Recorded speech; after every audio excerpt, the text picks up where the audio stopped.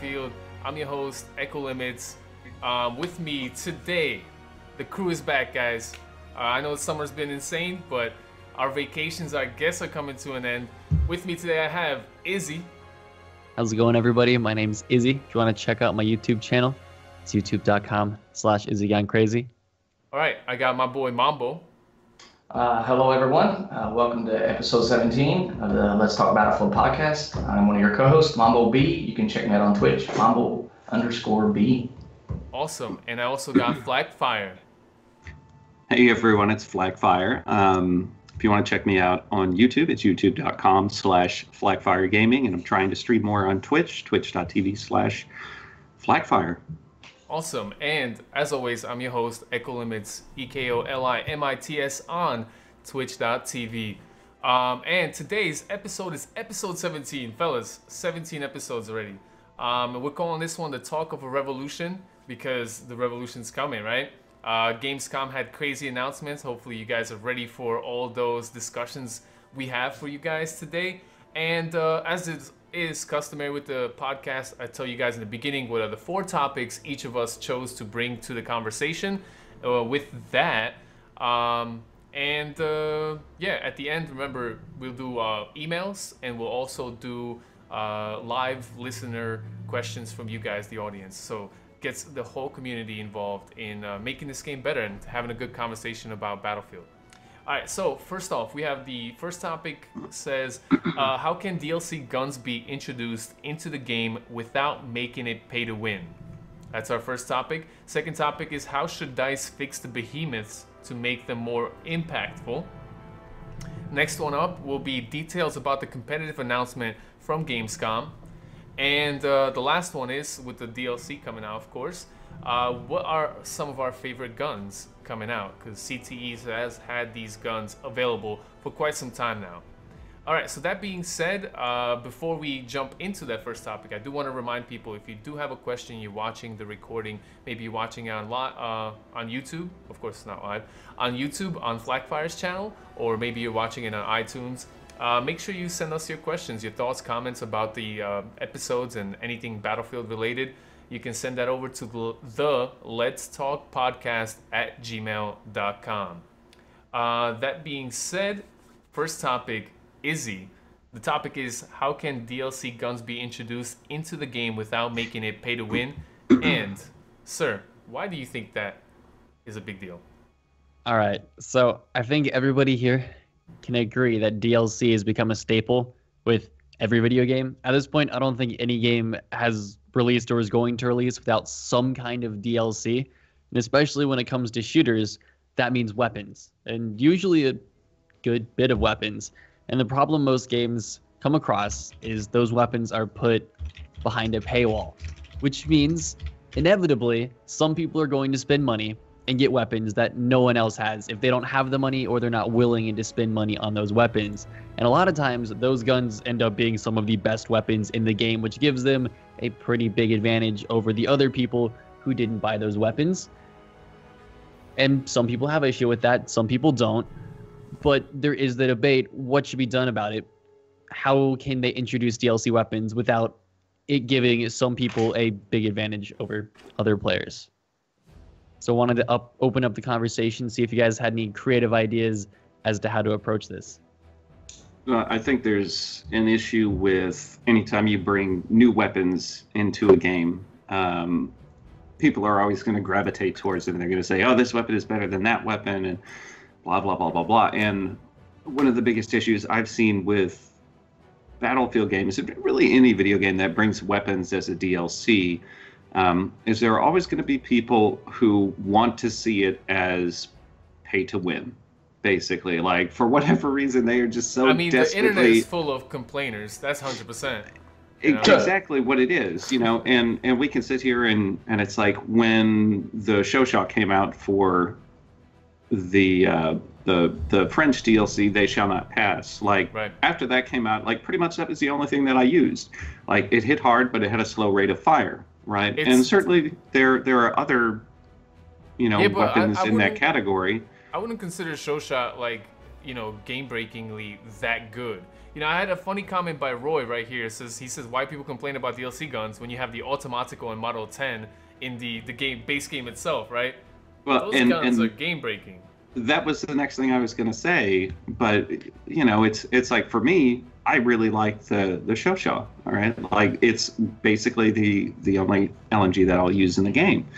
At the same point, exactly what Roy said, where you know, really, if people are going to take the route of saying, okay, you know, it's pay to win. It's like literally you have weapons like the Automatico or the Hellriegel or the Model 10, which I don't even think is that good.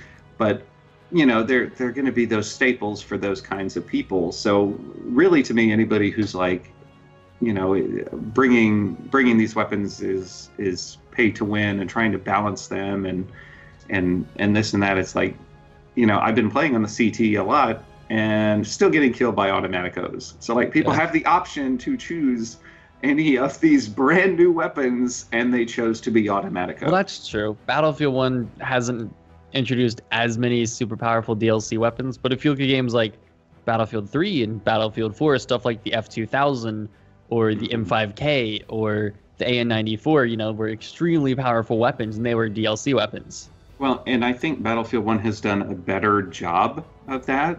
You know, certainly there are some weapons out there that are pretty good, like the Shogun, for example. As a shotgun, that thing is a beast, but you know it's got trade-offs, and it very obviously has some trade-offs. Like you can't put a bayonet on it; it only has a 5-round magazine. Can you put a bayonet on a Model 10, Hunter? Yes, you can. I do it all the time. But I think DICE has done a much better job at balancing those particular weapons. Like I like the Shosha because it hits hard, but it has an extremely slow rate of fire. Right, and we look at some of the other guns that are coming, the MG1417, high rate of fire, and Izzy and I were, or not Izzy and I, but Echo and I were talking about this prior to the start of the podcast, where it's like that thing is really difficult to handle unless you're prone and bipoded. So here's my take on this thing, is I agree with you, Flak, that in Battlefield 4 they did a poorer job. AR-160, in my opinion, was the best assault rifle in that game.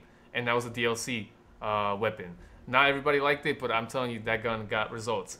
But here's the thing, what I like about Battlefield 1, and I want to see more of. When the first DLC dropped, Assault got the ribeye roll, right? And it was the only SMG that could be bipoded. So not just making new weapons, I would hope that DICE adopts this mentality when designing weapons for base game and DLCs, or, you know, base game, and if they don't do DLC, if they do decide to give free DLC in the future for Battlefield, with the new seasons or expansions or whatever they decide to call them, bring guns that are interesting, bring guns that do something different. The nice thing about the ribeye roll was it's the only bipoded SMG until they made the defensive Hellrigger, because we needed that. You know, for some reason we needed Hellrigger to have 120 bullets. Well, and you look at the Russian DLC, look at the medic class, where the medic class is getting the Fedorov Automat, and that's very much like an assault type of weapon. So right, I think that's one of the things that they're doing great with Battlefield 1, is that the weapons that they're designing for their new expansions are creating new experiences for the kids. Like, yeah, the Automat Fedorov, that's a great one that's coming out, but just looking at like the Shosha you were talking about, the LMG, the very hard-hitting, slow-firing LMG, there wasn't one in a base game. With the French DLC, they introduced it. Same thing with the Medic. There was no two-tap, two-hit weapon at all in the Medic class, and they introduced it with the French DLC. So aside from like the Lebel, I don't think you can make sniper rifles much different than the fact that they have different sweet spots. Sometimes you randomly get a different kill you didn't deserve, but you got it. Hey, you know? The weapons for assault, the weapons for support and medic, they all brought something new to Battlefield.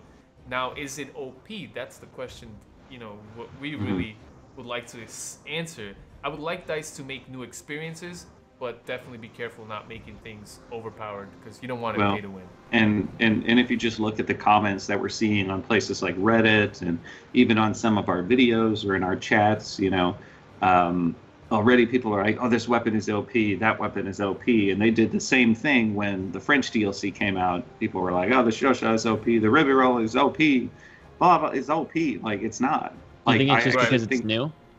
that's Well, exactly what it it's is. Like new, people yeah. haven't figured out how to handle those kinds of weapons yet, or But- figure out how they should best be used.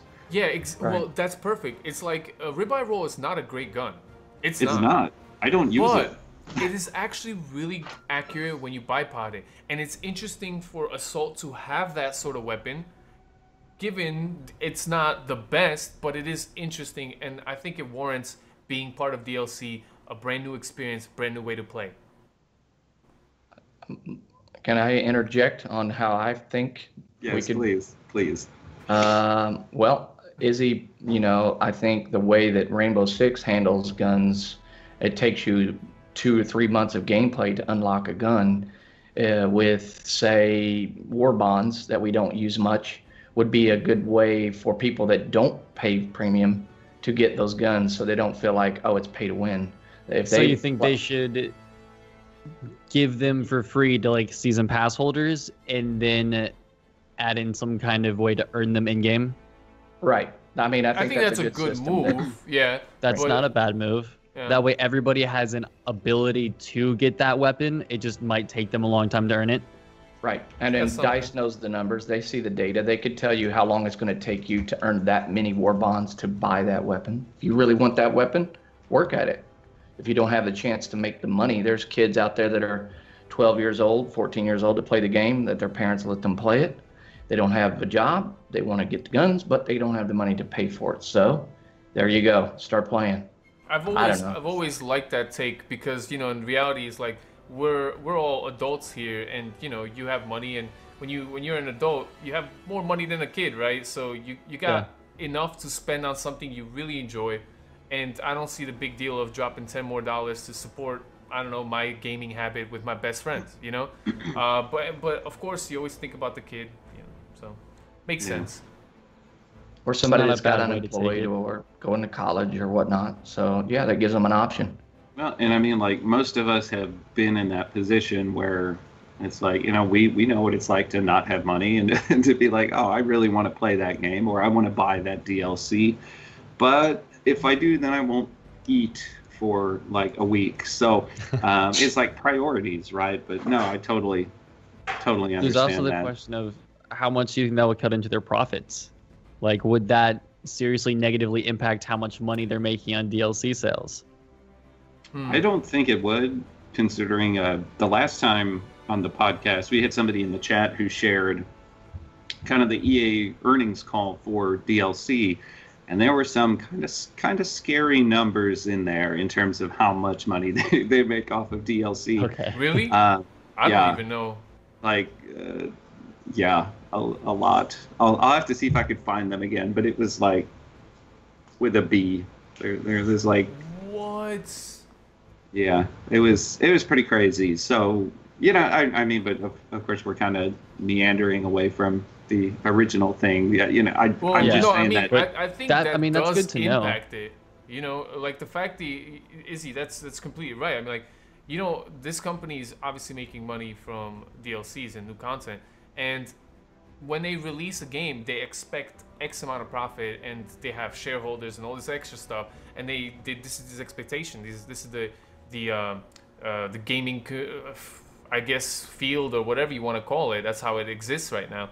And Right. that's They gonna make budget their based decisions. on that profit. So if they budget to hire a whole new studio to do a new game, they're basing that on this DLC's profit will pay for a whole new studio in Sweden to do this, or it's like, man. Yeah. So Yeah, I they'd can have see to do that. the numbers, but I think that's like probably the best way to do it. Introduce it, early or for free for season pass holders, and then give other people a way to get it, as long Right. as it's not too easy. right. Yeah. But I think DICE has done a good job with not making the DLC guns OP. Yeah, I don't Yeah, think they're OP. you know, I they're not did OP. like the fact that they bring something new, a whole way to play, different experience on the battlefield, if you sort of say. So you think Well, it's if you've worth only the got money? 20 guns, it's easier to balance those than opposed to 100 like Battlefield 4 had or whatever, right? Well, Yeah. I would always rather have more than less. But then you start blending the lines of, well, this one feels the same as that one or whatnot. I don't care about that. More is always better. More Yeah. would be nice. Yeah, that's always a good way to look at it. But guys, any closing thoughts before we move on to our next topic? Feeling Alright. good? Nope. All right, that was us talking about the DLC and just, not pay to win. I get the consensus that I don't feel like, just personality. I want to throw this out there, so I don't feel like the DLC is pay to win with the weapons. Flak, do you? I don't at all. I think when I played the DLC on the CTE, like I'm thoroughly enjoying it because it's a different experience. And I think a lot of people look at that and, if they don't have premium, they're like, I want to play it. Like I want to, actually go and use the guns and play on the new maps and stuff. And, I think they kind of look for reasons to be angry about, the fact that they're not actually playing that. And one of the things that they arrive at is, oh, the guns are OP, because I've watched people do these sweet kill streaks with them, on YouTube, or I've, watched somebody streaming just totally destroy everyone with the new weapons. So it's got to be OP. Like, I want to be able to use it. This is like the first premium for Battlefield that I actually don't really have any regrets about purchasing. And I had to buy it twice because I had to buy it for PC and Xbox. But compared to some of the other ones, and especially, I think we're going to talk about this later on the podcast, but the whole Battlefield Revolution thing with premium and the base game being included for one price of $60, I think is going to make a big difference on keeping those DLC servers populated. Yeah. So we actually get to play on the map. So I'm quite excited about it. And I don't feel like it's pay to win. I actually feel like it's kind of evolving into quite a decent experience. Cool. Mambo, just closing thoughts on the whole pay to win. Do you get the feeling that, for instance, the French DLC was pay to win any of those weapons? No, I feel there's a lot of other games out there that are much more pay to win than Battlefield is. If you want that argument, go look at your other games, and then you'll put it in perspective. Crazy. Izzy. Yeah, I think Mambo has a point. If you compare, I know some people complain that any DLC guns are pay to win, but if you compare Battlefield to anything else, it doesn't even compare. True. All right, guys, we're going to move on to our next topic, and this is one that is proposed by me. How should DICE fix the Behemoths to make them more impactful? And here's why I want to ask you guys this conversation is, I play a lot of Operations. I love the game mode. I play it all the time. But recently, just playing through like Monte Grappa, and the blimp is just abysmal. How can it be so easily destroyed? It's not impactful. What could they do? We have to think of something. There has to be something that DICE can be like, yo guys, we're going to sit down, we're going to patch these Behemoths to make them more impactful. Because when a team is losing on attack, the blimp doesn't help. How can we help improve the blimp? First thing to recognize here is that, to be honest, the Behemoths aren't there to help you win. All right, the Behemoths are there to entertain the losing team, to make sure that we don't wind up with 32 versus 16 players. That's why it's there. Really? Yeah, 100%. I agree. That's why I it's get there. the feeling it's there to help you win. I don't know. No. It is there to basically avoid clearing out an entire side of the server. It's a consolation prize for losing. It is, and it works. It's fun. Like, I enjoy it. Skill, Whenever it's knowing there, like, how to I'm not going anywhere. use the Behemoth. I'm shocked. I'm shocked Takes to you hear a long this. way. If you want to talk about ways to make it more impactful, I don't think there's any arguments about the main armament on the Behemoths, right? Like, the airship can drop bombs. It's got the weapons in the little nacelles on the side that are quite effective. You got the Becker guns up there. They're decent. For the armored train, you've got You don't a whole think they slew of tip different weapons. the tides on a operation to try to help the attacking team win? Since the beta, I have never seen a Behemoth turn the tide. All right. Neither Well, have I. I would on I would like to operations. see it happen. On operations, perhaps. I'm Okay. talking conquest. Oh Well- no, Conquest. No, I agree. I think Conquest is just silly business. I think. Well, I think what happened at the beginning was you would get killed by a behemoth a lot because you didn't know how to counter it. But now that the game's been out for so long, as soon as one of those behemoths shows up, everyone just immediately takes it out and keeps going. Yeah. The dreadnought isn't really that terrible. Like it's got some decent abilities on it. I like them. Dreadnought's cool. I think they're great for the game. If you want to talk about ways to improve them, I don't think there are any issues with the armament. Just like Izzy's saying, it's like people know how to deal with them now. So if you want to patch them, give them a health boost. You don't think so? Make them more difficult to destroy, and you'll start seeing games that are quite a bit closer. I think the blimp. The problem with the blimp is, like for instance, on operations on Monte Grappa, like Izzy said, like all right, so everybody's gonna get on the AAs. There's a ton of AA placements, and now that when you destroy an AA, it can be repaired before you can destroy them, whatever, right? So people start hitting it. The blimps turrets get blown off, so you lose your protection against AA because you hope that the gunners on the turrets are gonna be aiming for the AAs, but they get destroyed. So now you got like, I don't know, 30 seconds where they can't respawn. The blimp also has numerous weak points, which there's like at least 8 of them, which deal like massive damage to it. And if you notice that, yeah, and it's so slow. I mean, like I think the blimp is just sitting ducks out there. It's so bad. It needs something. Yeah, I think that a health boost would be a good idea in that regard. I mean, because when you've got a good team, obviously if you're losing, you're facing a team that is probably pretty decent. If you're facing a good team, they can burn through that behemoth in no time.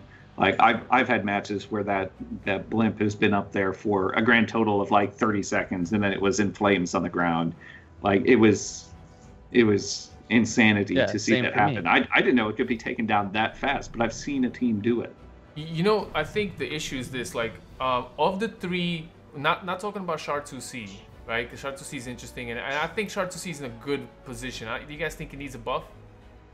I think it could still use a buff. I mean, again, like, yeah, I mean, because the armament on it is great. It's just something of like they are not as impactful as they were at the start of Battlefield 1. Like I would actually see games, especially during the beta, like I made a video and examining how often the behemoth actually turned the tide of a battle, and it was like most of the time it didn't. And most of the time, when I observed it, it actually widened the gap between.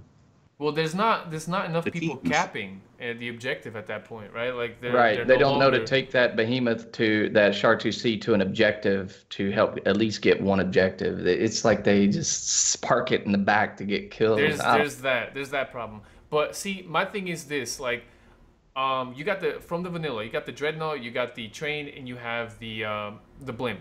The dreadnought comes with 2 AA gunners and 2 artilleries. So the artilleries are supposed to help your teammates on the field, and the AA gunners protect the dreadnought. The AA gunners can destroy boats very effectively and can destroy planes very effectively. That's why the dreadnought actually stays around for a very long time and can be impactful. The problem becomes the blimp. Blimp's only defenses are the 2 gunners and then the turret gunners on the bottom. The turret gunner bomb get taken out so easily. Plus, I know I'm a pretty decent turret gunner, but it still takes a lot of skill for me to arch those bullets because they drop really heavy to try to get distant AA gunners. So I have to shoot really high up. I have to go like 2 centimeters above on my screen, just to kind of counter the AA armament against the blimp. And that means to me, it's like those positions are too hard to use. Even those machine guns that are shooting down planes, it's really hard to shoot down planes. You miss a lot of bullets. You have to lead the planes. There's a lot of skill involved. It's not easy enough. You know what I mean? I like that skill level though. Yeah, it's the same reason why I like AT guns, that it's like you have to learn how to get good with them to be impactful. And a lot of people dislike the Becker guns, the 20mm cannons. Yeah. And I absolutely love them. Oh no, I rank with them. Yeah, but it's like, we didn't start out doing that. You Yeah, had to I keep guess you're using right. them and get used to how the bullet drop is and all that. And I really would like to see that stay Well, there. you got to What? look at Yeah, you got to look at the behemoths that have made it from World War I that are actually used now, and the only one that's used now is the Navy fleet, the Mhm. Navy dreadnought. The other ones were obsoleted because they're not effective. I think it's a real representation of what's going on in the world with, strong military forces. The dreadnought, the destroyer is the thing that shoots down everything from the seas. So I think it's fair that the other ones get shot down early because they were not effective. Char 2C stuck in the mud. Did they ever use it? I don't know. Flakfire, you're the historian. Yeah. You know? It got What stuck was in the the question? mud. That's funny.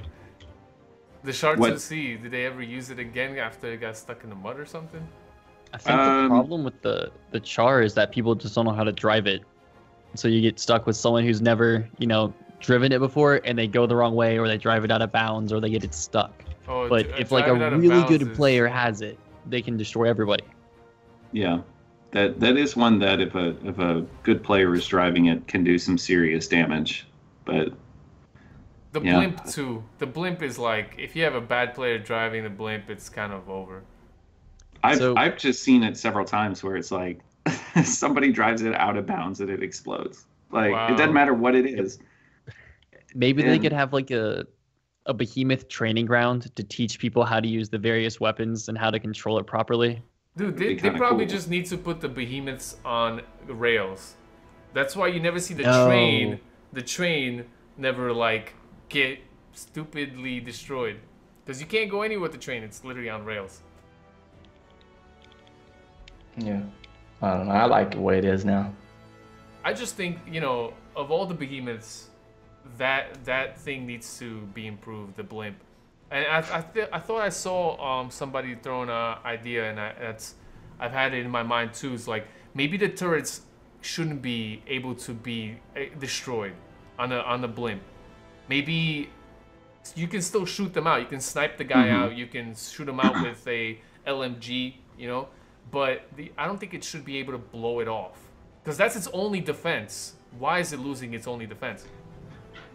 Well, I mean, the other parts of the behemoths are, able to be disabled as well, right? And like that's one of my favorite things. And again, it's like a skill thing, where if the armor train is coming by and is totally wrecking your team, it's like you can target that specific turret that's doing the most damage and knock it out for, 20, 30 seconds, something like that.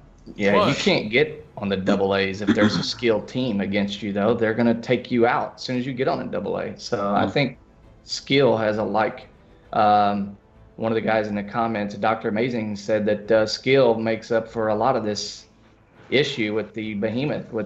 If you got a skilled team, they're going to shoot the guys that are trying to shoot the behemoth. So Yeah, but you gotta look at the different behemoths. For instance, you got the Dreadnought. It's so safe. Even if one of those parts get blown off, no one dies inside the Dreadnought. So that guy just waits for 20 seconds and it reps. Inside the blimp, you literally die. Yeah. You get blown off. And sometimes when you're on the turret with the two sides, I don't even have the opportunity to retaliate. I'm on the left side. I get like my blimp driver just faces me over to my side where I have nothing. And the guy on the right is just a potato, doesn't shoot the AAs, and he causes the whole thing to just blow up. See, that's what I mean. Like, all right, maybe disable me and like it doesn't cost me a death. You know what I mean? It's The punishment's- interesting though, because Well, maybe that doesn't mean they're underpowered. Maybe that means people just don't know what they're doing. Yeah, but but the skill involved in the blimp is a lot bigger than the skill involved in the Dreadnought or even the train or even the Shard 2C. That is true. And it's interesting though, because I They want need to to throw this improve out the there blimp. that personally fighting against the behemoths, I most enjoy fighting against the airship because I'm able, to kill someone who's in one of the nacelles. It's Snipe 'em. so much more rewarding whether you snipe them out of there or you blow up the thing and then you watch it fall to earth and like it can potentially kill someone on the ground. Like that's kind of cool. But it's fun to, it's so much more rewarding than like on the armored train. It's like, ooh, turret disabled. Like it's way cooler when you're actually able to blow up one of the gun mounts on the airship. You're like, yeah, I got that guy because he killed me like 4 times because I'm trying to blow up the behemoth, you know. But I just there feel you like go. when it comes to I mean, it's a cool thing to shoot the guy out, and I have fun with it too. But the real thing is like just looking at the behemoths, the blimp is just comparatively so much worse off. Like, Well, how could they they need to do balance something. it without being like super OP though? Because you Well, do have the, you know, I the would say at advantage least, of being in the sky, so they can't. Yeah, I hate the RNG factor mean- where you just randomly die. I just hate that. I'd prefer it to be, I mean, you know. advantage in the sky is okay, but it's not the same advantage as, like, for instance, the Dreadnought. With the Dreadnought, you have the advantage to be across the battlefield, where not even an AT rocket. Like, if you try to shoot a field gun at the Dreadnought, like, I aimed it all the way to the sky, and it dips down, and it still doesn't get the Dreadnought. It's not far enough. The Dreadnought has the advantage to be a mile away and still safely devastate positions, devastate flags, literally stop flag caps because it can rain. The blimp is nothing compared to the Dreadnought. You know what I'm saying? Like, the difference is so ridiculous. And on Monte Grappa, there's so many, like, tunnels you can hide in. You know, it's not even impactful. Well, do you think that might be partially like realistic though? I mean, there's a reason we don't use blimps in combat anymore. True. But I We just do feel still like, use warships. I mean, there's something to be said about that. well, that being said, yeah, I totally agree with the whole realism of it. But, like, game concept wise, like Flack said, you know, these blimps, they don't turn the tide. The train, I don't think the train turns the tide on a lot of maps because it's off to the side. Like, the train can change the tide on, like, a Argonne Like Forest. Sinai When you have Desert. a train push into that middle flag, get the triple cap, that's, you know, impactful.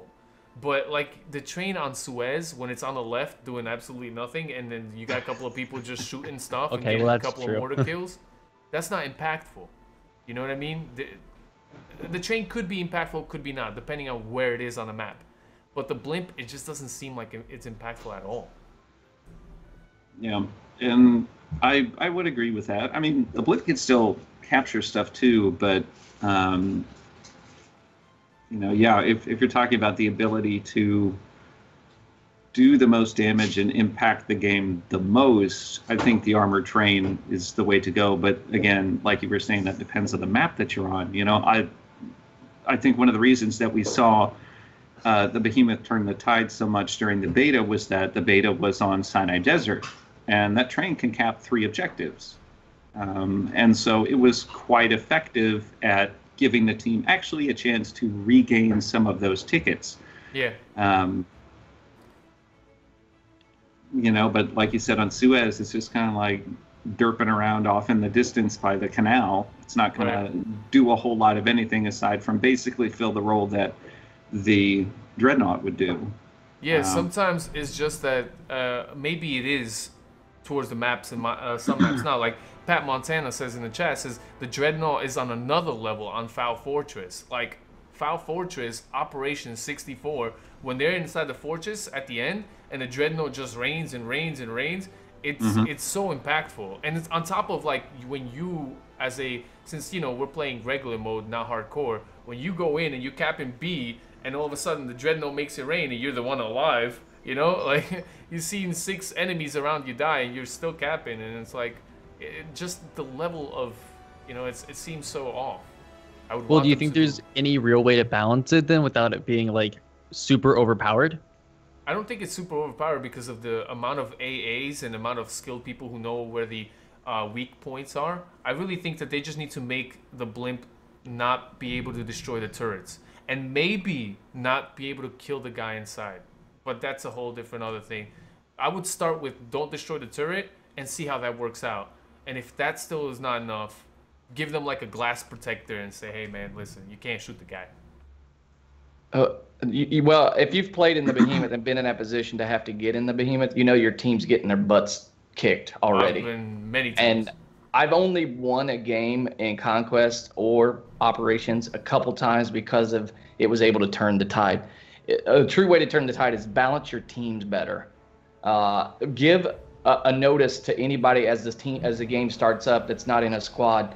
You can get 1.2 times your XP if you switch to the other team because of the balance of skill. Measure the skill. Put a measure. This team has this skill. This team has that skill.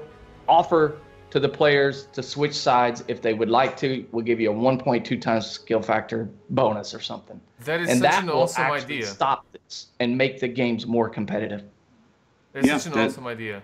That is a great idea. And you know what? A lot of times when that happens, the games wind up being more fun. Like last night I was on the CTE, and we destroyed the other team like Tsar is a joke. It's either they're beating you so bad or you're beating them. There's no fight in the middle that they are looking to get. So balance the teams. Yeah. And it's hard to balance the 64, man.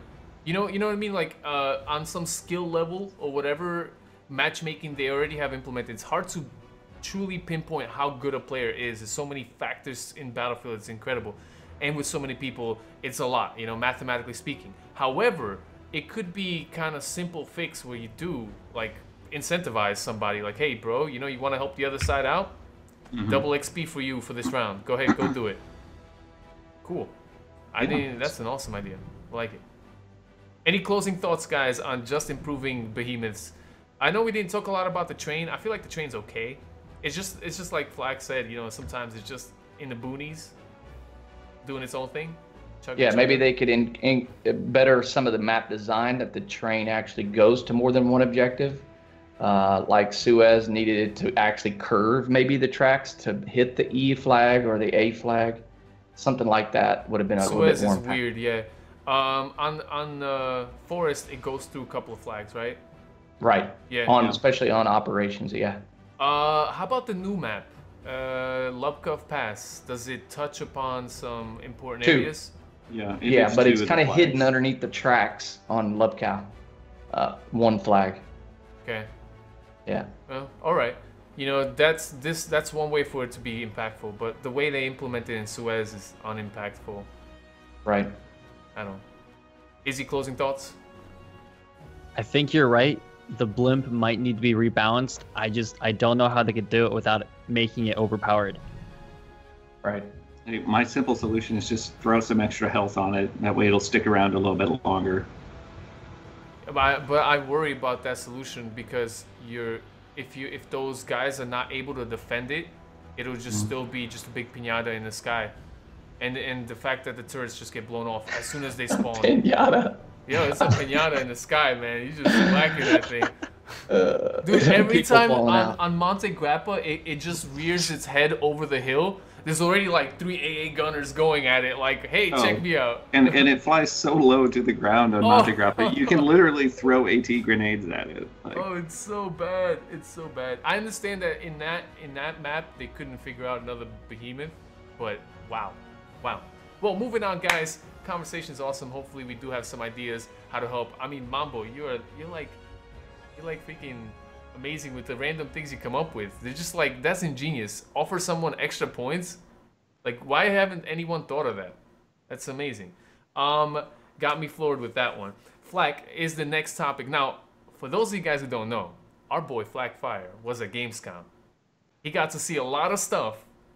All right, I'm pretty sure you can't talk about a lot of things, but that's the tough part. We're trying to get it out of him, guys. We're trying to get it out. We'll try to beat him up over here. But all of us basically saw the announcement. If you are watching, you don't know that Incursions is a brand new game mode coming to Battlefield, for competitive. But I'm gonna let Flakfire explain all the things that he can and cannot, or he can. To us right here, and maybe we can grill him with some questions. Flak, your topic, details about the competitive announcement from Gamescom. Okay, so there's still not a lot we can actually say about it, but kind of what the gist of competitive for Battlefield 1, what it's going to be 5v5. There will be some vehicles. It's on a particular map that is purpose designed for that mode, which is quite exciting. And unfortunately, I can't really say that much about it, aside from everybody, and I mean literally everybody who had hands-on time with incursions wanted to come back for more. Like, they absolutely wanted to be there for more. I mean, myself, Pony Lion HD, Brett FX, like the actual Battlefield competitive people, all of us were supposed to have one session. And after we finished with that session, we were like, are there any openings? We need to play some more. You know, like we like before Gamescom was over, I played that mode 3 times, and I wanted to keep playing it. And I mean, everybody's kind of speculating like, ooh, is it going to be like, you know, are they going to restrict weapons? Are they going to do this? Are they going to do that? How do vehicles work? You know, I bet everybody's going to use the Automatico was one of the comments that we saw in the chat earlier. And all I can say is that it does not work anything like your core Battlefield experience. And you can kind of take that however you want to take that, whether that's a good thing or a bad thing. But the only thing I can really say about it is that it was really, really, really fun. And I was really hesitant about competitive. Like, I went into it thinking, oh, you know, this is just going to be kind of a dumbed down version of domination, and, you know, it's going to be 5v5. It's going to be kind of dull and boring, or, you know, it's just not going to work that well. And I was like blown away by it. It was so incredibly fun. And the thing was about it as well that if you don't communicate, you're in a whole lot of trouble. And another thing that, you know, Mambo, Izzy, you know, Echo are all going to be excited about, one of the keys to a successful competitive mode with any game is that it's fun to watch. Right. And it was great fun to watch. Like, we stuck around and watched other players playing it. We watched, you know, the 2 teams going at it. It was kind of fun. We had DICE devs coaching us, you know, over the headsets as we were playing it. They were like, oh, hey, did you know that this does this? So little things like, you know, gadgets don't work exactly the way they do in your core Battlefield experience. Really, really, I mean, it is, I want to talk about it so much. I want to play it again. It was so much fun. But it was a great time. And so I guess the purpose of this little conversation here is to kind of see, you know, you guys have seen the Incursions trailer. It'd be great if, you know, we could get a link to that in the chat. I might be able to. It's on the link that I posted a second ago, Flak. Okay. It's right there at the very top of the link. It is a lot of fun, but I was curious to see what you guys thought about it from what little you know and what little I can actually say about it. Well, I mean, Well, I want Yeah, go to ahead. just tell you my impressions from what I saw from the announcement and everything else. Is I did like the testimonials that they did for people I've come to know, I've met personally as well, like some Twitch streamers, some YouTubers, and they do share your sentiment. And like when I saw you tweet and you were saying like, yo, I'm having fun, like legit just fun playing this, I got excited because I want it to be fun, because without it being fun, it's not gonna be fun to watch, it's not gonna be good, right? And that I'm excited now, like just hearing that you got to play it and that you just had straight fun, and Right. that's really cool. But I mean, I'm worried about what they announced. They've announced that there are 8 different kit setups in this new mode, and that immediately got me thinking about, like you kind of said, like, is this a good thing or bad thing? Is it so much different than Battlefield? You know, and it seems a lot different when they're restricting kits, and I imagine they'll restrict guns as well Yeah. per kit. And the thing is, though, and, you know, we talked about it a lot on here. I know Izzy understands this, you know, that it's like it would be very difficult to do competitive Battlefield just using, you know, what's in the game right now, or trying Yeah, to just it'll say, be really okay, hard. well, let's limit this or let's limit that. And I really don't want people to get the idea of like, oh, they're just limiting this or they're limiting that. Like, it's a complete overhaul of how combat and, you know, even the game modes, how it works in Battlefield 1. So, there are certain things that maybe I could link it to, conceptually, that you'd be like, oh, okay, I can kind of see some of those elements or some of these elements. You've got elements from Rainbow Six Siege in there. You've got elements, surprisingly, from like Overwatch in there. And some people might say, well, how the heck does that work? And I can't really tell you, but you mentioned kits, so you're going to have. We have ultimate specials. No, none of that. None of that. You heard it here first. No. Let's go to Twitter. Flakfire says there's ults. Who's got the ult, guys? Who set it up? Who gets to drop the nuke? But the kits play an integral part. Well, from the video that I watched on it, it talked about picking your kit before you enter the battlefield. And we talked about this in a podcast, that why doesn't it like flag the squads, the members of each squad, hey, your squad is missing this kit. You should consider these kits before you spawn. And I seen that they're considering kit plays a critical role in the success of your squad. One of those things we talked about in the podcast was, why do guys run 5 support? Why do guys run 6 snipers? And then all of a sudden your team is getting spawn raped. That's interesting too. I obviously this is something that piqued my interest, is because there's 8 kids and there's only 5v5, which I think personally is the perfect way to go. 5v5 is the perfect amount of players to have a competitive scene. I've seen some people want an 8v8 or 10v10, but I think 5v5 is the only way to make competitive FPS happen. So that was a nice part of the announcement.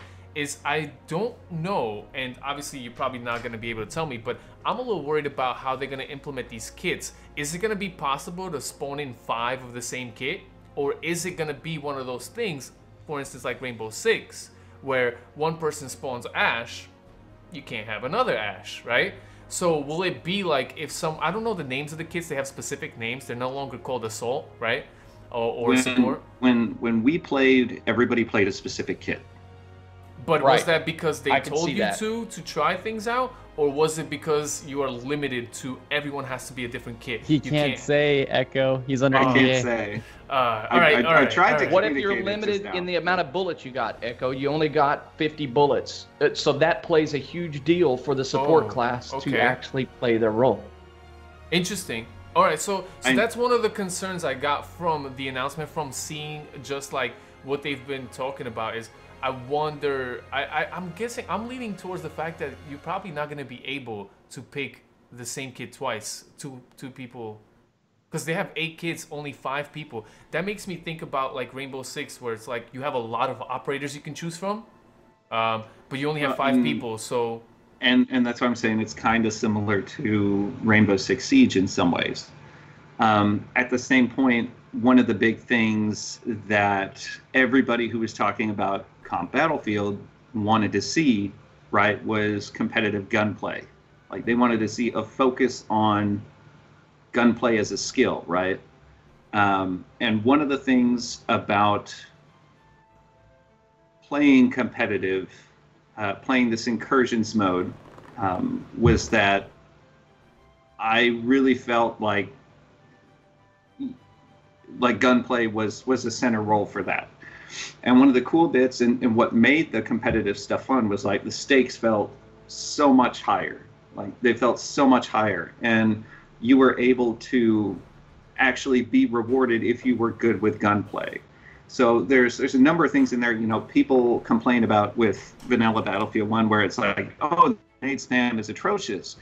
It's like, you can't really do that in this competitive mode because there are other things that you need to worry about, right? Interesting. It's like, you mentioned vehicles. Like, we've seen 2 vehicles in that trailer with the armored car and the light tank. Oh yeah, good point. I'm pretty sure I saw that they, one of the things was like big in that video was like, we're doing the Battlefield way, and of course we're bringing vehicles. And I was like, oh no, how are you gonna have 5v5 with a heavy? Right. Heavy take 5v5.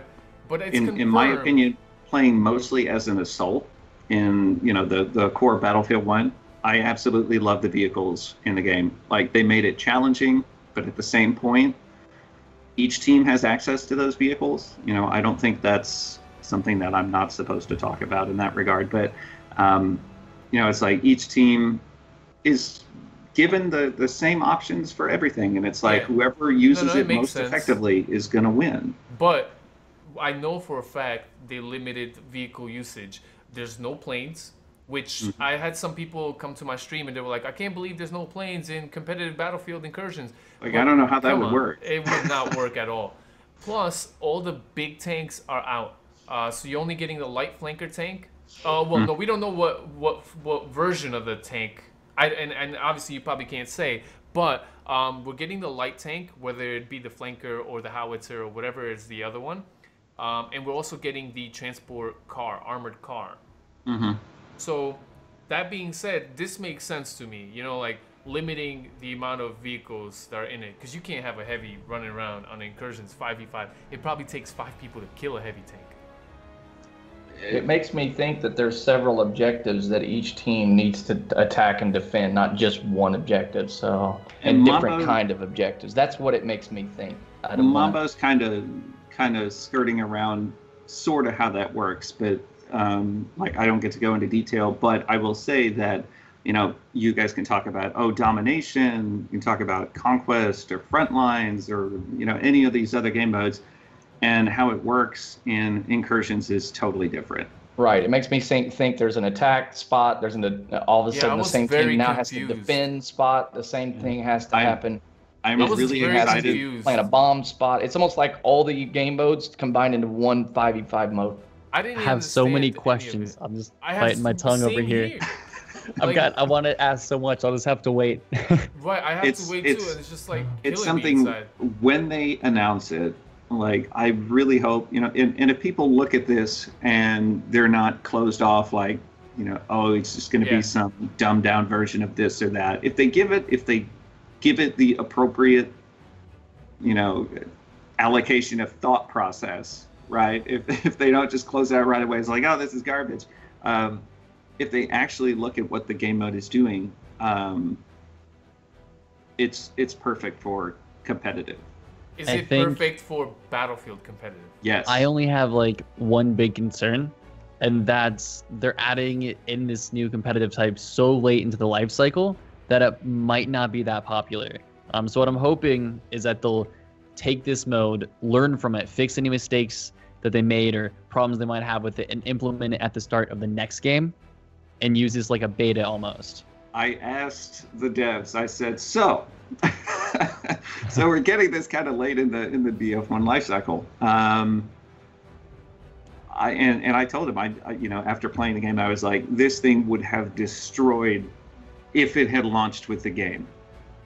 Like, it was so fun to play. It was so fun to watch. It was totally different from the base Battlefield experience, right?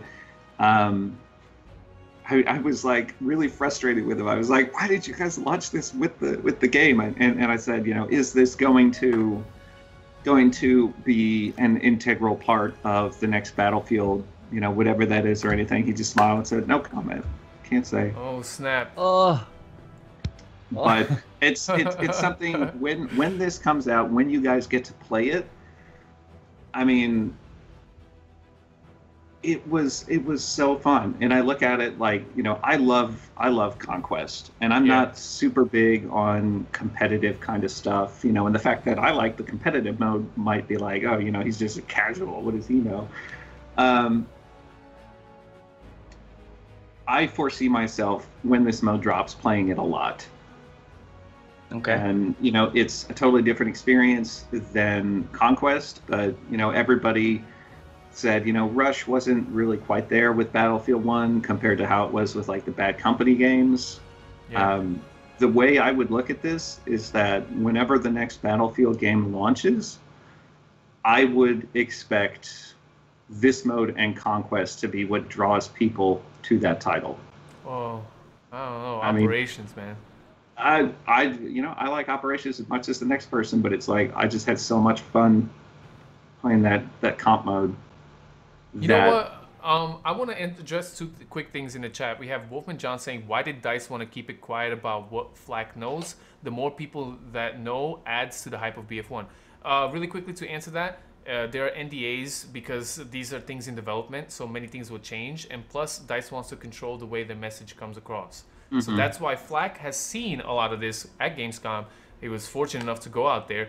Yeah, this is why he cannot talk about these things. This is Come on, it's completely rule of normal. economics, supply and demand. Well- Cut the supply, increase the demand. Well, and that's it's one another thing. thing. Battlefield DICE are going to make, I assume, some kind of big announcement. And do a full reveal. They just want They want to do it exactly on their own what's terms, right? Yeah. yeah, Right. and they want exactly what's happening right now, which is where we're sitting down and we're talking about it. And you guys are listening to us talk about it. So if you weren't aware of it before, like you are now, and you're sitting there wondering, like poor Izzy over there, like what does all this mean? Dude, I'm gonna tune into He's that like trying to announcement. solve complex math equations in his head over there, trying to figure all this out.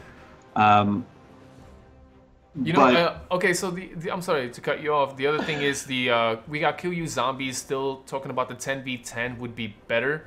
No. And I want to just address that really fast.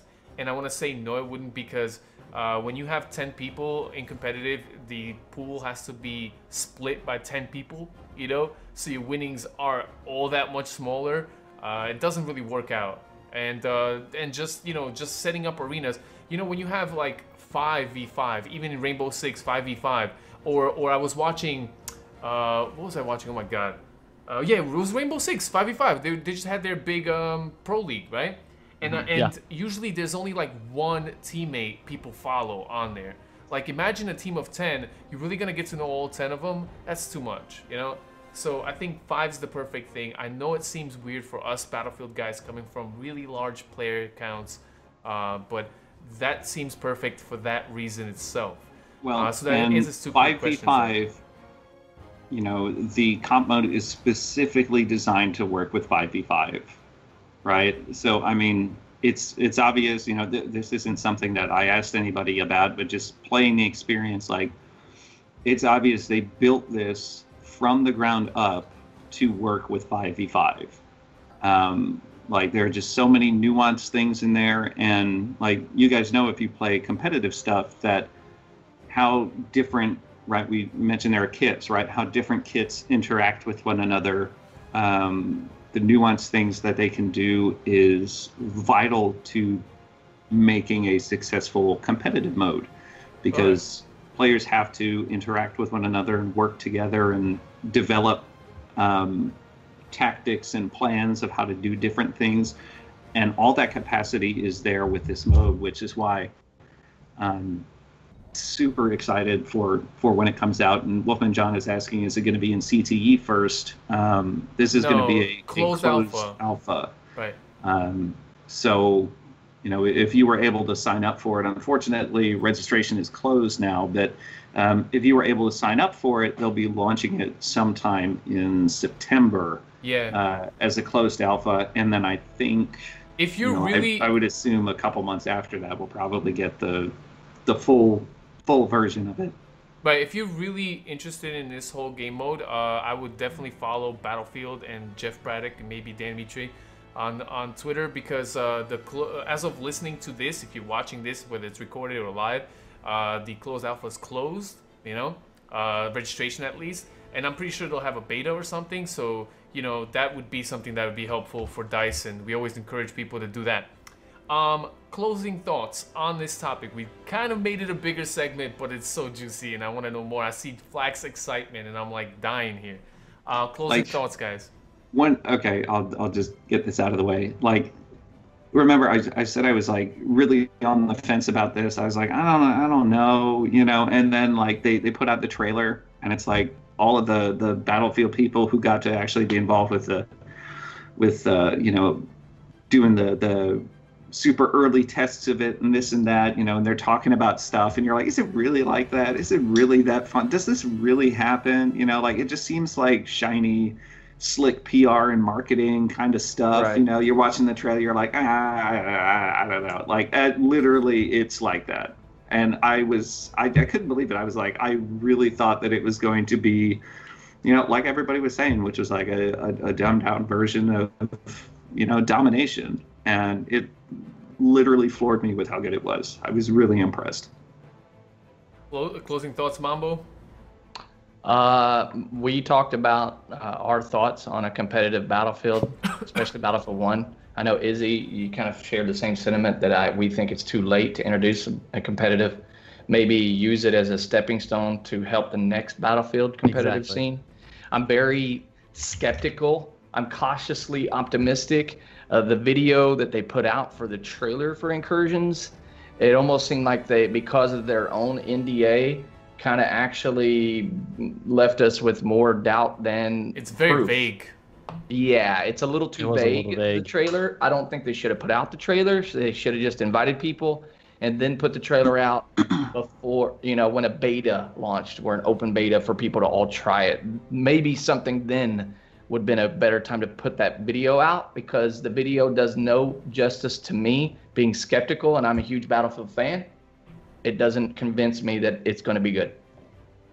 Izzy, closing thoughts? I hope it's really good. I got my fingers crossed. Yeah, same here. Hope it's good. I have a closing criticism. The fact that they're not making brand new maps for this mode. They're piggybacking what they already have, and apparently just reshaping it when it needs to be.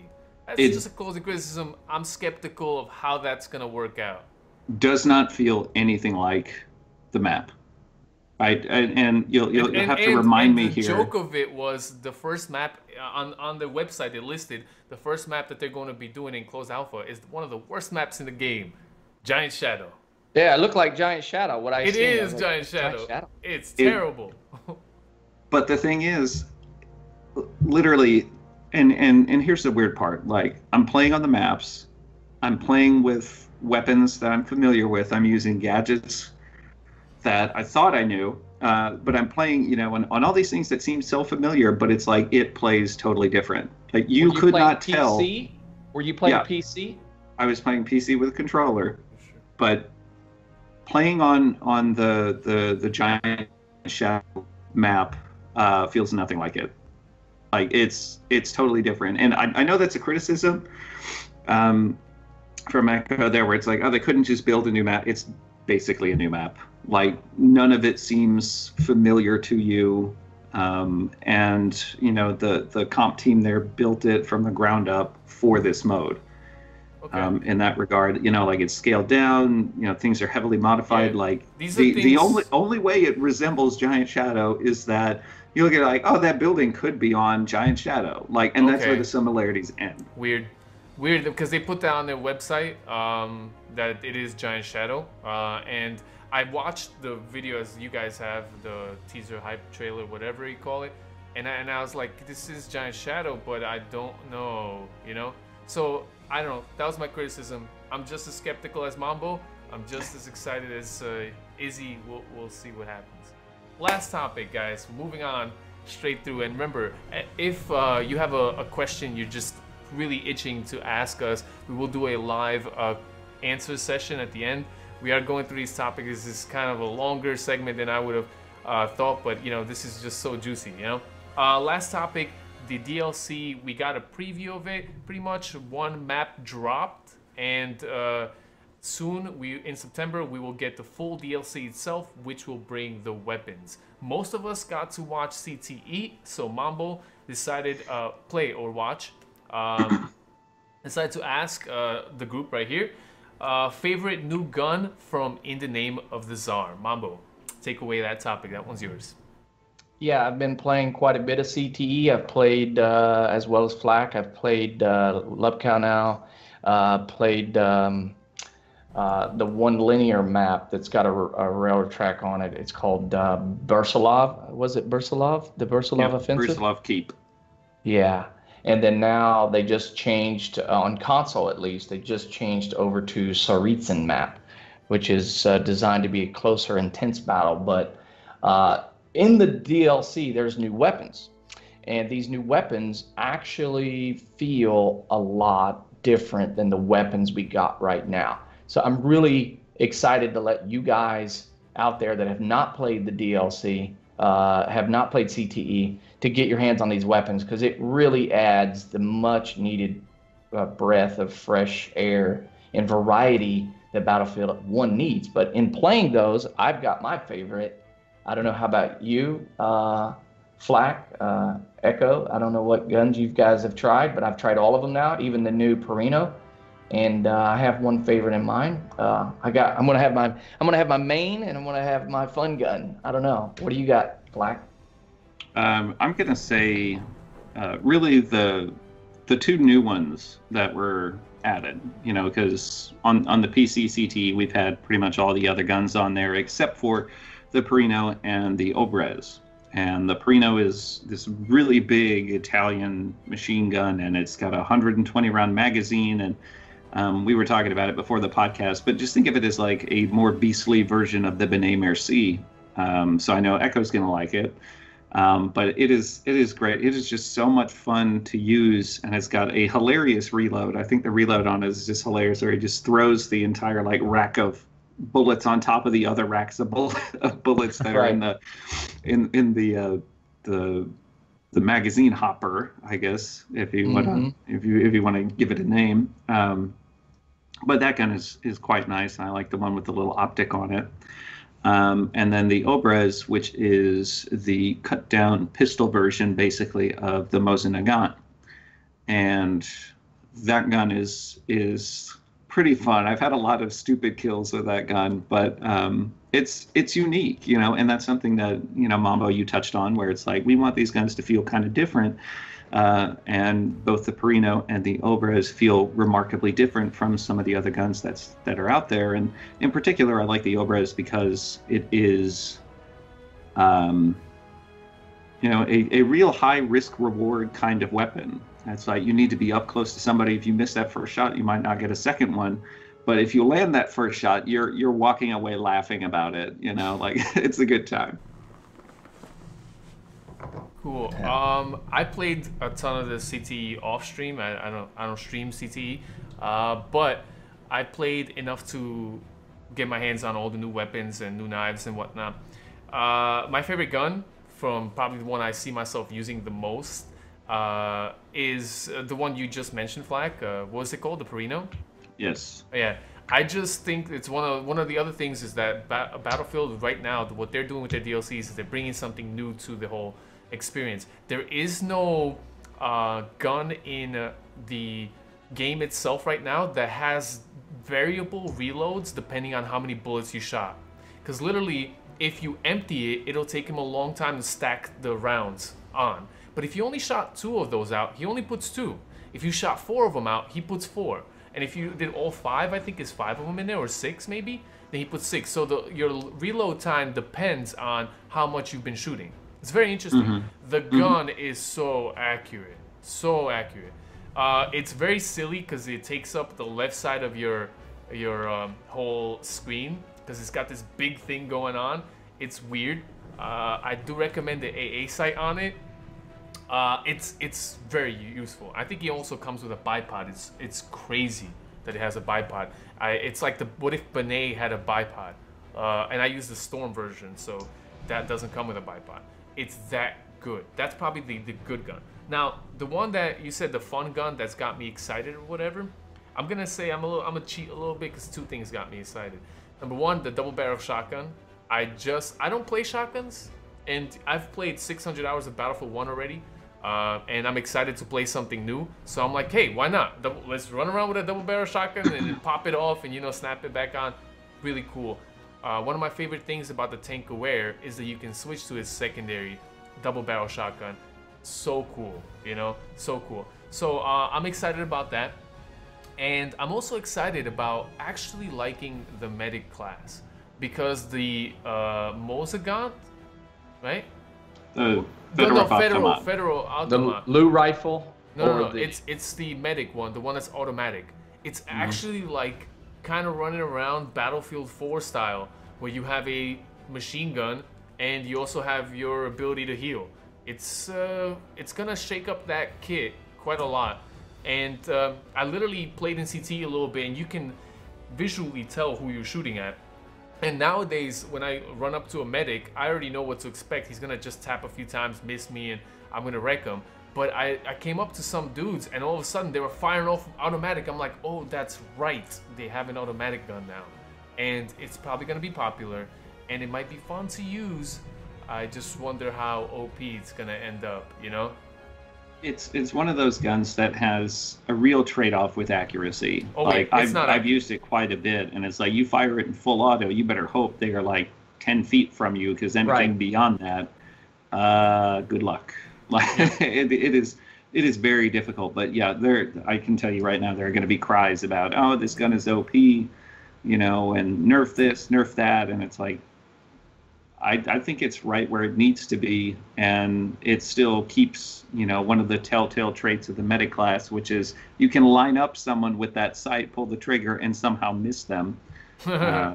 So this is why it's my favorite new gun, is because it is the one gun in Battlefield 1 so far that actually utilizes the fire modes. You can change fire modes, but they don't really serve a purpose. Fedorov serves a purpose. If you put it on single fire, you can almost like a Regatti kind of counter snipe with it. And then if you put it on full auto, you're close range. So it really serves a purpose, the fire mode on the Fedorov. I'm looking forward to playing with it more. I'm gonna have to try that out. And those are my guns. Yeah. I think I'm most looking forward to the new double-barreled shotgun that's being added, just because I think it looks like an incredible amount of fun to just run around and pop two people and then crack that shotgun open and throw in two new shells, just for like the aesthetic appeal to it. Yeah, the skins on the new weapons are like, wow. yeah, like the Perino skin, the Copperhead. Yeah, Copperhead they're skins, all the is skins all have gold fantastic. engraving everywhere. I love it. I love it. I kind of feel like it's silly that DICE lets you put on those skins on CTE, because, you know, it's like you really, it's gonna be hard to earn them or get them. You know, but right now in CTE you could just put them on for free. Yeah. I want that skin on my freaking guns. Right. I had another thing that just struck me as you know, wow, the attention to detail DICE put in this. In CTE, I was playing as a sniper, and in the Russian forces, the sniper is a female, right? So I picked up the flame trooper. So when I put on a gas mask, you always hear the flame trooper go, you know, breathe, right? And I've heard the audio for the girl breathing. So they went in as far as change that up. You know what I mean? I think it's Now it's like- It might interesting. be awkward if she had like a super deep voice. Well, but that's what you. But these are little things you don't think about, Yeah. and you're like, wow, wait, DICE thought of this. Okay, interesting. Well, you know? And it's interesting that the Red Russian faction, their scout sniper is not female, and it wouldn't have been historically appropriate for that to be a thing, because that was not something that they really did, whereas, you know, the white Russian forces did. So you know, I always get little comments on the videos, and that was one thing that somebody picked out on, and I was like, you know, I didn't notice that, but yeah, Cool. good point. So those little details are always real impressive when DICE actually goes through and makes changes that are appropriate. Awesome. All right, so that brings our topic. Any final thoughts on this? On your favorite gun from In the Name of the Tsar? I think we went through it pretty good. Awesome topic, Mambo, and we're gonna bring this, I guess, discussion to a close for us, which means you guys in the chat. There's over 100 people watching live. You guys in the chat have the opportunity now to ask us any question. Remember, if you have a question for someone specifically, you can put at Echo Limits or at Flak or any of us. If you have a question to all of us, put at crew or at all. You know, anything simple that you know that we can answer. We'll try to answer your questions as best as we can. We do these segments at the end of all of these podcasts. It's a great way for you guys to get involved and have your ideas maybe heard. If DICE is watching, if we're making this game a better thing, a lot of the ideas that come from this podcast are definitely fed by you guys watching. I will, however, before that, read off a couple of emails. We had a few emails. That it's gonna be a lot. So I think what we're gonna do is we're just gonna pick one out this time and go with the live questions, and hopefully save your questions for the next part. Okay, so for the question that we have here selected is, We got W Beaumonts, and he says, "Hey, first off, great podcast. Just want to let you know there is a type in the bottom ticker text." Oh. Okay. He Pointing out typos. There's a typo in the bottom text. I don't even know if people read the bottom text. All right, I will. One person did. One person did. It says it's bugging him. Wow, funny.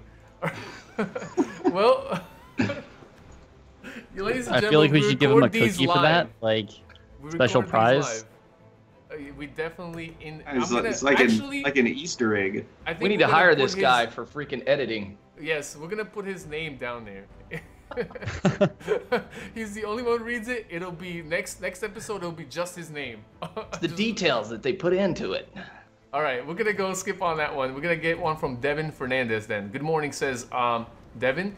Why does Conquest continue to be the staple go-to map for Battlefield, CTE, and promotional events? I think linear game modes such as Operations and Rush better suit the gameplay and map design. What are your thoughts? Interesting question, Devin. What do you guys think about that? Linear game modes. He likes it better. I think Flag. linear game modes are easier to balance. Yeah. But why do you guys think they always staple, like, every time they show off something, it's Conquest? Even on CTE. Like, I'd play more CTE, but the new maps are all Conquest, and I'm like, I don't like Conquest. Right. I mean, I know it's the most played game mode, pretty much, right? That's what makes Battlefield is the big battles. Yeah. But you can have a big battle with Operation. I love Operation. I'm sorry. I'm gonna talk about it till I'm dead. You know, it's just like, guys, remember Operations in 2017? I think, Battlefield maybe wasn't 100% confident in how Operations was going to turn out. And right now, obviously, there are still some issues with Operations where it's difficult to find a server, that kind of stuff. So maybe they're like, we don't want to lead with that because, of these past reasons. I don't know. I like Conquest, but I liked Operations too. It was fun. It's something that, as long as they get the info out there, we'll take what we want out of that information, right? Damn it, Beaumonts. All I see is the remember now. I can't get it out of my eyes. Hey, Echo, this is a clean stream, bro. Oh, I'm sorry. That is a curse. All right. Let's see if we can get some questions from the live audience. We got Angry Milk Baby. What an interesting name, sir. At Crew. This is live, man. You can't make this up. It's on Twitch, right? We got At Crew. Does BF1 incursions come with the price? I don't think they charge you more. I think it's part of the whole game. Yeah, that's how my understanding of it is. It's never been talked about to me or to anybody else that I know. So, wow, yeah, that's true. Do you guys think they can charge for this? If they did, it would never succeed. Yeah, no, this is something that I'm sure they want available to everybody who has the game. It's a mode that they want to grow, and I think, if they were smart about it, that, they'll get as many people playing this mode as they can. They'll try and support it properly, hoping that it will catch on and help sell copies of the next Battlefield.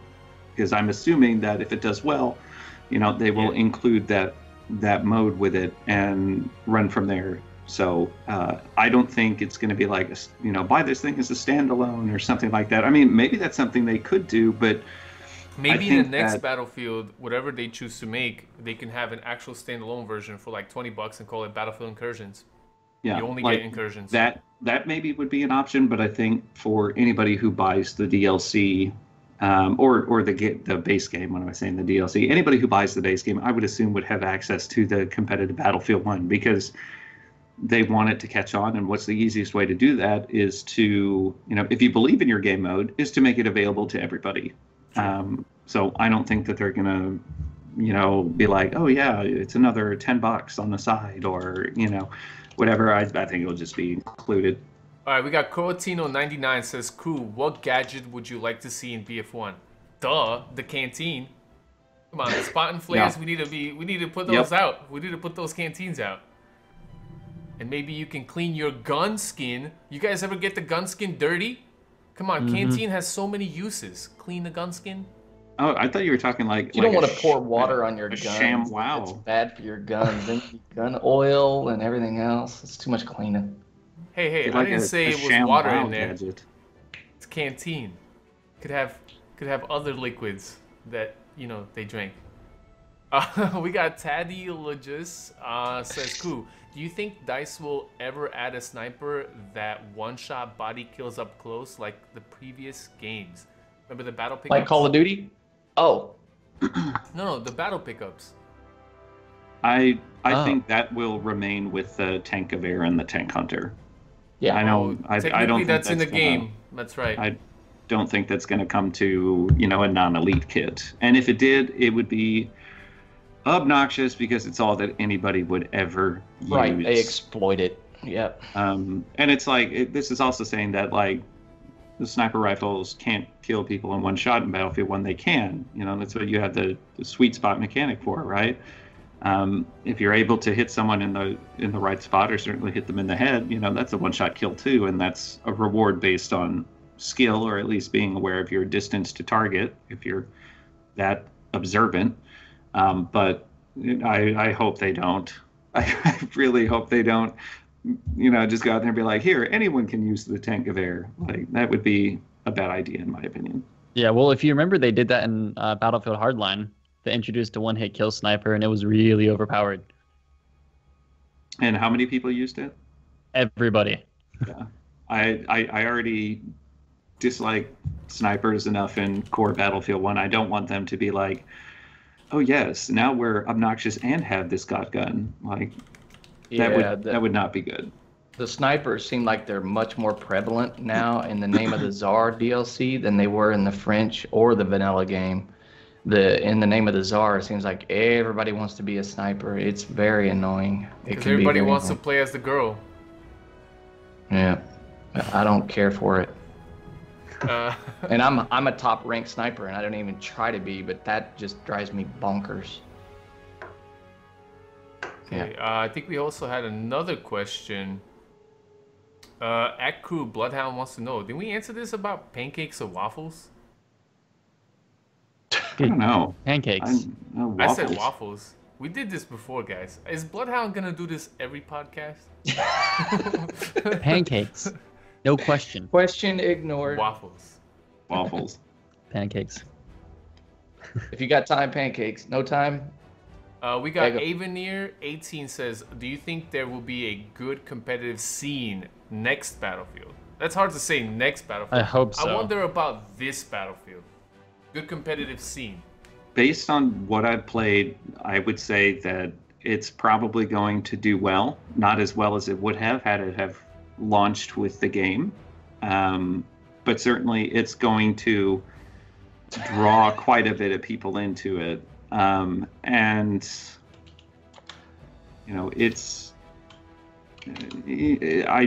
I think it's a good building block for the next Battlefield game. And if it does well, then yeah, there will be a real competitive scene because they will have a real game mode, to build that scene around. Looking at it from what I understand about comp modes, and I'm not like completely ignorant on competitive games. I just don't play them that much. I like things that are more cooperative, not so much PvP, that kind of stuff. But it's like looking at it, you can see, yes, this has all the hallmarks of a good competitive game mode. So I think if you make it available, it will catch on. And, certainly there are those groups here who have been begging for competitive Battlefield 1. And they exist out there already. So once they get their hands on it, I'm sure they're going to enjoy it and want to support it. Cool. We have a couple more questions. I think we're going to get to 2 more questions, guys. And then we're going to bring this podcast episode to a close. We have Poppin' Bucket says, what was your favorite anime movie as a kid? Well, I guess we're doing non-Battlefield stuff. Favorite non-animated movie as a kid? Star Wars. favorite non-animated movie. He said favorite animated movie. Oh wait, is it? Oh, Oh, animated. Oh, okay. Oh, animated The Lion movies? King. Lion King was dope. It was alright. I'm gonna say Mulan. Mulan was good. Mulan. well, that was good. It was a good movie. Anime? I've seen Mulan. Or just animation in general? Just animation. Mom was showing his age. Cartoons? I was like, what are cartoons? Scooby-Doo. Yo, Oh, that's a good one. Scooby-Doo is good. he did say movies, but I guess you can just say cartoon. I miss those cartoons, man. Cartoon Network has such garbage now. We sound like old people. Yeah. Yeah. Back in my day. If it We wasn't had for Rick Fraggle and Rock. Morty being on TV now, I wouldn't be watching cartoons. Yep. Let's see. Last question, guys. If you have a question, type in at all or something. We got Punisher 5533 with the last question. Says, will they take aim assist off for comp? Oof, Punisher. We don't even know I if comp hope is so. coming to console. Hope so. I'd assume it would be. I'm gonna assume no. Because- I don't see how they can launch that game without. And from my understanding on the FAQs page, they made it sound like they were going to bring it to console. I don't After remember playing- seeing that. I read through the FAQ page. I didn't see any The- mention of console. The CTE has a very different version of aim assist compared to the vanilla version, and it's much better. Like, you do not get any aim assist when you turn it off now, and I can tell the difference night and day. Who's using aim assist and who is not in CTE. So you guys that turn off the aim assist are really going to enjoy it, because you do not get pulled off your target when somebody runs by the target you're aiming at. Stuff like that has gone away in CTE. It's like people should have a scarlet letter on them if they're using aim assist. Like a big A on their back, A. Hey, look at him. He's got A. Uh-huh. Like, oh, he I've had a also- handicap, you know? Oh man. No, but you know what? They didn't really announce stuff. So to answer your question on that, the taking aim assist off. Now, if they do that, guys, do you think they will take aim assist off of competitive? I'm gonna say no, but I wish they would. But I'm I gonna would say like no. to think that they'll have, we really know nothing about like how any of these leagues or ranks or anything like that is going to work. I know nothing about that. I haven't heard anything, but I would like to think that maybe they would draw a distinction between the two, where you have, one league where it's, like competitive on consoles, the other one where it's like casual on consoles, and one of them enables aim assist while the other one doesn't. Like, I think that That'd would be be good. a Like good way Rainbow to do it. Six. Yeah, And, Okay, I see. I think that'd be good. I like that idea. Yeah, that would work. The only problem is, you're segmenting the player base some more, but I think it's a solution. It's true, but I mean, like, the hardcore players are going to be like, I don't want to play against somebody who uses aim assist. That's true. That's a really And big they're thing the on ones who are consoles. going to support the modes properly and this and that. So it's like, I they got to have that option in there. All right. I think that about answers that last question, guys. First of all, to the crew over here, guys, it's always a pleasure to sit down and talk some Battlefield with all three of you guys. And thank you guys for tuning in here live. It is amazing how many people tune in live, how many people watching on YouTube and iTunes. And I love the discussion that we bring to the table to just talk about Battlefield. I mean, we love this game. We play this game all the time. And it's just nice to sit down with people who share that same sentiment. That being said, guys, this is the end of episode 17 for the Let's Talk podcast. We're going to do quick sign-offs, and then I'll say something at the end. And we'll be back in 2 weeks. So, first of all, Izzy, tell them where they can find you when we are not Guys, here. Thanks for watching. As always, it was a great podcast. If you want to check out my channel, it's youtube.com/IzzyGoneCrazy. I'll see you next time. Awesome. Mambo, sign off. Yeah, thank you guys for checking out our episode 17. I'm Mobble You can check me out on Twitch TV. Thank you so much for tuning in. Awesome. And Flakfire? Yeah, thanks for dropping by, guys. You can find me on YouTube, youtube.com/FlakFireGaming, twitch.tv/Flakfire, and for the dank memes, you can find me on Twitter. All right. And I'm Eric Echo Limits on twitch.tv, EKOLIMITS. It's been awesome having you guys. If you want to talk to me also after, I am on Twitter just like Flak. And everybody here has a Twitter account. That being said, we will be back in 2 weeks. And by then, we will have a lot more to talk about competitive. I'm pretty sure of that. And we might even know more. Maybe DICE has some secrets about the new DLC they haven't announced. They haven't said anything about an Elite. They haven't said anything about a brand new Behemoth. We don't know. Maybe the DLC will be out by then. Well, I don't think so. I doubt it. But it could be. You never know. True. The other thing I want to mention quickly to you guys, if you are watching on a recording, don't be afraid to leave those comments. We do read those comments on YouTube, and we do love the emails you guys give us. So you can send us an email. Once again, I'm going to give you the spiel, the Let's Talk Podcast @gmail.com. And if you're watching on iTunes, don't forget to rate us. Thank you so much for watching. This is the end of the episode. Thumbs up from me. We'll see you guys in 2 weeks' time.